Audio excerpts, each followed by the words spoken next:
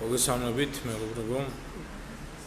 მინდა ვისაუბროთ საქმესთან დაკავშირებით, რომელიც გვაქვს საქმესთან დაკავშირებით. ეს არის ემზარ ასპანიძის საქმე. ამ საქმეში ქმედება, რომელიც არგოს ყოველგვარ საჯარო ზნეობის ნორმებს და წესრიგს.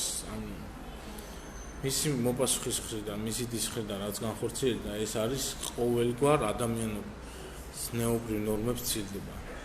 და განზრახ დამალა თავისი ძმის არსებობა ნოტარიუსთან საეჭო ანდერძის საფუძველზე მიიღო მთლიანი უძრავი ქონება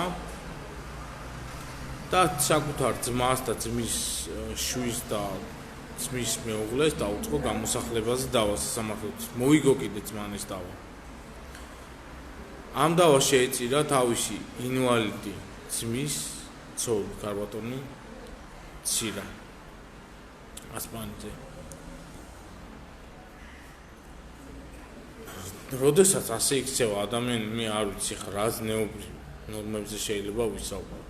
ძმა მე ამ საბრალო ინვალიდმა ძმამ დაიწყო სავალდებულო წილის მიღებასთან დაკავშირებით დავა, რის შედეგადაც მისი სასაჩელო მოთხოვნა ნაწილობრივ დაკმაყოფილდა მიიღო წილი. თავისი და ამითაც არ დაკმაყოფილდა და საზიარო უფლების გაუქმება და ბინის აუქციონზე რეალიზება მოითხოვა. მოცემულ დავასთან დაკავშირებით გვიან ჩავერთვე, ორი კანონის ძალა შესული გადაწყვეტილება იყო ფაქტიურად ინვალიდ ადამიანს და მის ოჯახს გამოსახლება ემუქრებოდა. ამ დავის პერიოდში დავადეს სადაუძრავ ქონებას ყადაღა, მოითხოვა ანდერძის პათილაცნობა. ანდერძი არის საეჭო, არსებობს ვარაუდიმის დასაბუთებული ვარაუდიმის რომ გაყალბებული არის. ვინაიდან ანდერძზე ხელმომწერი პირი ფაქტიურად ხიად აფიქსირებს მოწმე რომ მის ხელმოწერა არ არის.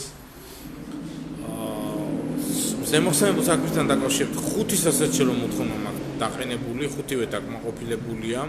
შეუტრიალე დავა ფაქტიურად და დაუყადაღე სხვადასხვა უძრავი ქონებები.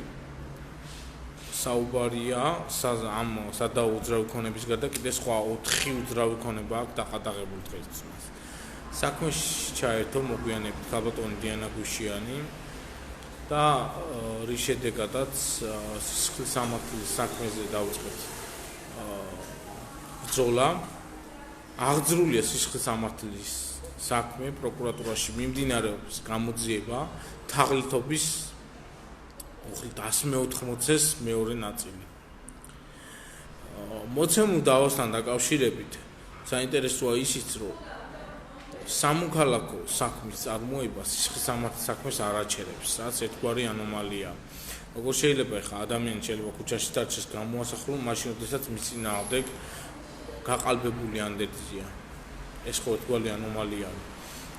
ჩვენ ამ დავასთან დაკავშირებით ვფიქრობთ, სასაჩელო მოთხოვნები სწორია, დასაბუთებულია, არგუმენტირებულია და მოვიგებთ.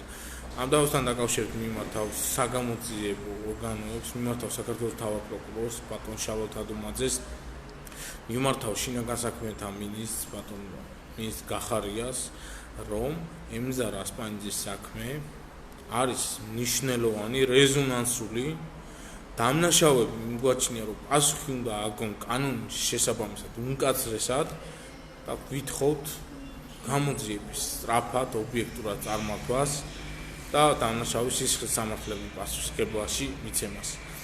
ოჯახის წევრებს შორის, როდესაც ამგვარი ქმედება ხდება, ეს არღვევს სახელმწიფოს ძირეულ ფუნდამენტალურ პრინციპებს. ეს არის დანაშაული არა მარტო ოჯახის წევრებს შორის, ეს არის ზოგადად კანონის ყველაზე უხეში გამოყენება. მსგავსი ქმედება, რაც ამ საქმეში დევს მოპასუხის ადვოკატების მხრიდან რაც განხორციელდა, არის ყოველად ამორალური, თვლი რომ უხეში არის. როგორ შეიძლება დავა მიმდინარეობს სასამართლოში და იგივე დავის საგანთან დაკავშირებით არჩეული ქონიათ შემოტანილი და ქონების აუქციონზე გატანას თხოვენ და ადვოკატს მე ამას არ მატყობინებენ. და იქ სასამართლოში წარდგენილი აქვს დოკუმენტი, წინასწარი შეცდომით ვფიქრობ, ყალბი დოკუმენტი არის ეს ფაქტიურად. წარდგენილია დოკუმენტი, რის საფუძველზეც ითხოვენ დაუწყებელი გადაწყვეტილების გამოტანას და აუქციონზე გატანას. ეს არის, არ ვიცი, კანონის ყველაზე უხეში დარღვევა. ადვოკატის რაღაცას არ უნდა აკეთებდეს. მე ამ საქმესთან დაკავშირებით ჩართული ვარ 5 სასაჩერო მოთხოვნა მაქვს 4 უძრავი ქონება მაქვს დაყადაღებული და ვერავინ ვერ იღისება ამ ქონების ამ ადამიანის ქუჩაში დარჩენას ეს მარტივად არ ვაპირებ დანებებას ჩვენი მოთხოვნები ანდერძთან დაკავშირებით განიხილავს სასამართლო ანდერძი ფიქრობ გაბათილდება მიიღებს ემზარესპანიძე თავის ქონებას მე რეჟის შემდეგადაც შეგებებულ საჩში შევიტანთ და გამოჩენა მოხდება ქონების უძრავი ქონების ამ დავასთან დაკავშირებით არავინ არ ელოდოს ჩვენ მოწინააღმდეგეებს საყურადღებოდ ვამბობ არავინ არ ელოდოს რომ ძალიან მარტივად გამოხვალთ ამ სიტუაციაში კიდევ ერთხელ ვიმეორებ სისხლის სამართლის საქმეა აღძრული ემზარ ასპანიძეს დის წინააღმდეგ მიმდინარეობს გამოძიება თაღლითობის მოხდა არსებობს პრეცედენტები პრაქტიკის როდესაც ოჯახის ერთი წევრი როდესაც მეორე წევრს მალავს მასეთ საქმეზე და იღებს თლიან უძრავ ქონებას თავისი ოჯახის წევრისას მაგალითად ძმისას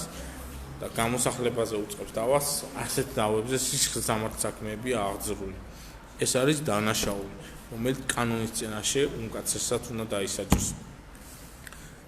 ჩემ ვიდეო ბლოგს ამასთან დაკავშირებით დავამთავრებ ამ ეტაპზე შევჩერდები დამატებით განმარტავ რომ ვინაიდან კანონის ნორმა ჩვენი სამოქალაქო კოდექსის არ აჩერებს სისხლის სამართლის საქმე რო იყოს თუნდაც იმ საქმესთან დაკავშირებით სამოქალაქო სასამართლო არ აჩერებს საქმეს ეს ქმედება მე მაგ გასაჩივრებულ კედელსაჩივ სააპელაციო სასამართლოში გაყინულია საქმე ფაქტიურად ეხლა ესე ვიტყოდი სააპელაციო განიხილავს და შემდეგ ისე უკან დააბრუნებს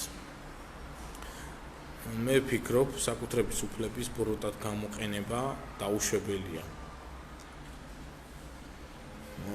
ჩვენი სასაჩერო მოთხოვნები ყველა ნაწილში ხუთივე ნაწილში ეს არის ანდერძის ბათილაცნობა უხის მემკვიდრეცნობა მესაკუთრეცნობა ანდერძის როგორც გარიგების ამორალური გარიგებაცნობა და ბათილაცნობა ეს დასაბუთებულია და თვალთმაგსური გარიგების ბათილაცნობები ესიც ხუთივე ნაწილში არის სამართლებრივი წოლი და დასაბუთებული და იმედი მაქვს ქალბატონი მოსამართლე დალია ბჟანდაძე მიიღებს სამართლიან ობიექტურ გადაწყვეტილებებს და აი ამ უღის მემკვიდრის ცნობის შესახებ საჩეს დააკმაყოფილებს არცაჯულება არ უნდა ატარებდეს ფორმალურ წარმოებას ეს უნდა ჩანდეს კიდეც ყველა სასამართლოს განხორციელებულ ქმედებაში მე ახლა ამ შევწყვეტ ამ ვიდეო ბლოგს დროებით დაგემშვიდობებით თუ კი რამე სიახლე იქნება შეგატყობინებთ